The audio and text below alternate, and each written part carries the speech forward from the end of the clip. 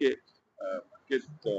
ওইখানে গিয়ে কোনো ঝামেলা যদি হয় তাহলে তোমার দায়িত্ব, তোমাকে এটা টেক কেয়ার করতে হবে। তোমার মানুষ কোলাঘাটের সিদ্ধান্ত হয়েছিল কি দুজনই শঙ্করবাবু যে নিজের যেটা চাইছিল সেই পক্ষটাও মানা হলো, যে আরেকটা পক্ষ ছিল তারা যে বলছে দুজনে কোথাও এসে আমরা দুজনকেই তারা রাজি হয়েছিল কি না এইটা ঠিক আছে, এই লিস্টটা এইভাবে হলে ভালো হয়।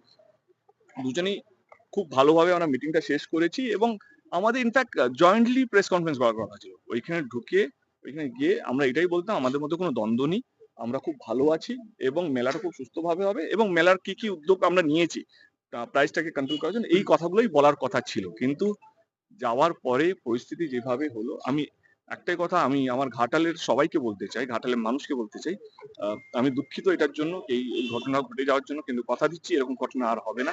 দেব সাংসদ থাকুক বা না থাকুক, আমি কথা দিচ্ছি এরকম ঘটনা আর হবে। কিন্তু আপনার রাজ্য নেতৃত্বকে জানিয়েছেন। Thank you.